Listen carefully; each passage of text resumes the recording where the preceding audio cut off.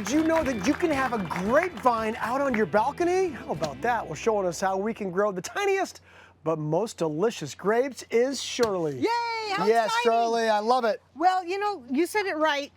Usually we think of growing grapes. Look at this big plant right here. Yeah, that's right. We think of this big, tall plant that Fields. you need a big yard for it. As a matter of fact, take a look at these photos. You know, usually you need at least a yard, not this big, but you need a big yard. But I want you to know that there's great news. There's a newer variety, types of grape called Pixie Grapes. And I have them right here in front of me, and they're delicious, full flavored grapes. For instance, this one is a Riesling grape, just like the wine. And then on the other side, I think it's a Sauvignon Franc or Cabernet Franc. And they are just the most amazing types of grapes because they will grow in a container about 2 feet tall, 2 feet wide. And you can pretty much grow them anywhere. And you're going to grow them everywhere. And I know that you could grow these outside, but you're going to show us how to grow them in pots. Absolutely. And to get started, you say also that almost any soil is okay. Yes. You know, the thing about grapes... Shirley's just getting into it here. Hey, let's do it. Yeah, here we go. I need my assistant. There we go. I'm right here for you, Shirley. Thank you, love. Okay, so I've got this filled with just regular potting soil, nothing fancy. You know, I'm not giving them a mix. But I want you to notice something, friends. The size of the pot is about 1 to 2 sizes bigger than the original. And did you notice that I also, you're doing good. Let me get out of your way. That this does have a stake. I call it the beginner stake that comes with the plant. It's really important to leave that on there, even though I'm gonna add something in a minute. But you see how we just put it in the pot like this, and some of you may want to plant this in the ground, and that's okay too. Now, if you live in a super frosty, I'm talking minus 30 degrees, it'll probably survive outdoors, but better yet, take these potted plants indoors for winter storage and then bring them back out in the spring and keep growing. What about sunshine, Shirley? Because I know regular grapes need a lot of sunshine. Absolutely. Same idea? Yeah, you need 6 to 8 hours or more because that's what's gonna make them nice and sweet, and it's also gonna help them to change color. So, staking time. Oh, here we go. Okay, so we're going to give them a little support, even though they're not... Oh, yeah. I had it the wrong way. Let's do it the right way. Just like this. Okay. There we go. So again, this is like backup support. Okay. Let's have some of this Velcro. You got it. So guys... Where should I cut? Give me this. Okay, you got it. The reason why we're doing that is because this will grow in the future years. This is going to continue to grow, and this little starter stake isn't going to be big enough. So I like to use Velcro.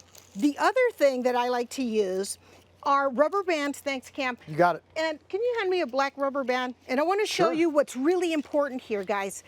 Something you will notice about this type of Pixie grape is that it doesn't have these long types of vines. It's short, but we want to support the grape itself. So if you find that your grapes are falling like this, then you just want to take a rubber band and go to the neck and then just kind of support it. And I will probably just do something like that. You can even use nylons. You know, and the important thing, if you put it in the ground, don't let it rub up against the soil, because the soil is good. I've told you soils are very good, but a lot of times they have pathogens and things that... For the grape itself, you mean? It's not good for the grape. Okay, very good. What about watering it, Shirley? Oh yeah, let's water it. How much water do we need? Okay, when you first plant it, you always thoroughly water your plant, and then after that, the grape needs to never really dry completely. So I would say go out, you know, put your finger in it as always, and make sure that if it's starting to feel dry, that you water it. Because water is what makes the grape really succulent and delicious. So if it's not watered enough, it's not gonna be delicious. Now, where can we find Pixie grapes? Because to me, I wouldn't know where to look. Yeah, well, you can find them at your garden center. Ask your local garden center. Look for them online.